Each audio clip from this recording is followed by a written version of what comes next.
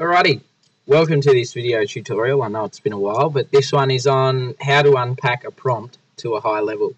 Now in class we've been practicing this skill, and I thought I'd put together a tutorial on it in case you're kind of struggling to get it and don't want to talk to me, but would rather just listen to my horrible voice for some strange reason.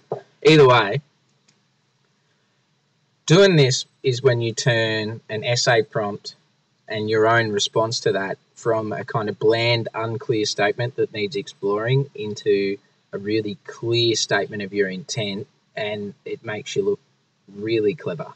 Really clever. So, this is just a little screenshot I put together of what we did for that very first activity on regrets. Basically, we came up with a whole bunch of stuff. You can see the little table there. It's all kind of good. So how do you start out? In this planning method, you still start out by unpacking the prompt. You copy out the prompt just as I have here. We look at the following key terms: Maestro, the novel we are studying; lasting power, a long-lasting or far-reaching effect; and regrets.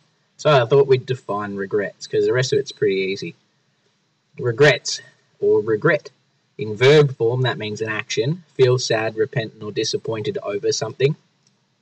And in the noun form, means a feeling of sadness, repentance, or disappointment. Now we're looking kinda at the noun form, but also at the verb. So we look at our synonyms. Look at them all. Basically, if we can use some of the high value words in those synonyms, then your vocabulary becomes larger and you get a better result if you look like you know what you're talking about. Antonyms for regret, just in case you want to disagree entirely, useful to have. Now that you have a wider understanding of the key terms, it helps to think about what the prompt is really saying in your own terms. To me, it's saying the novel Maestro demonstrates the long-lasting effects of regret. This is what we call a functional essay topic, and this is what we've been working towards developing up until now. I figure we're getting towards the end of the year. Let's really kick it up a notch and develop your essay writing stuff. So we've got to go deeper because you can use that and it's acceptable. It's not great though. To go deeper, first thing you've got to do is decide whether this is true or correct. And then what you've got to decide is, well, what are these effects or lasting power of regret? What does it cause? So, how does it represent the key idea or concern? We've already unpacked the terms lasting power and regrets. Now we must decide how it represents this. By knowing this, you will create a stronger statement.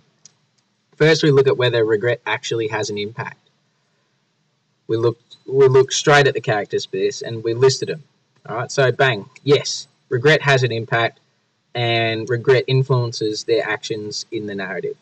So the statement's true. It does have an effect. Now that the credibility of the prompt has been established, we need to decide what the effects or lasting powers of regret are and whether they are represented as being good or bad.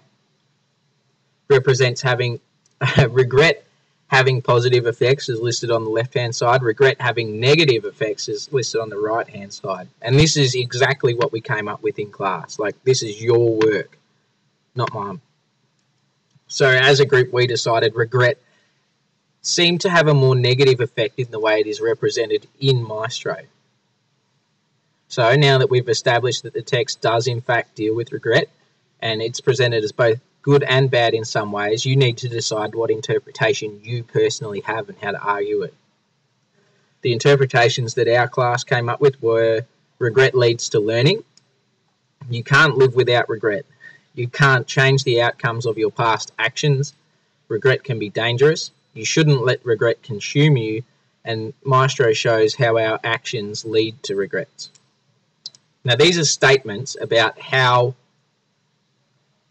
regret is presented in the novel. All right, these are not prompts. These are just our statements or interpretations of how regret is being presented to the reader. Now, this is where we turn our statements into a high-quality prompt. We started with Maestro shows us the lasting power of regrets, right? This lasting power is vague. It's not a clear statement of what regret does. So we took our statements of how regret is presented up there and turned them into a prompt, a high quality prompt. Maestro demonstrates how regret leads to learning. You can't live without regrets. Can't change the outcomes of your past actions. These two people didn't really come up with prompts for. The lasting power of regret can be dangerous, as Maestro shows. Maestro teaches us that you shouldn't let regret consume you, and this one, people didn't come up with one either. But this one, and the top one, I would call high quality prompts, that if you built on those, you would have a good essay, because you'll be arguing for something, all right? And it shows that you have understood the inherent complexity of a seemingly simple prompt. If you can do that with every prompt you're given to some degree, your essay responses will be better detailed and be a better indication of your knowledge and understanding. It'll also make you look a lot better and get you better results. Like, it's as simple as that. Thank you very much for watching. I hope this has proved helpful. See ya.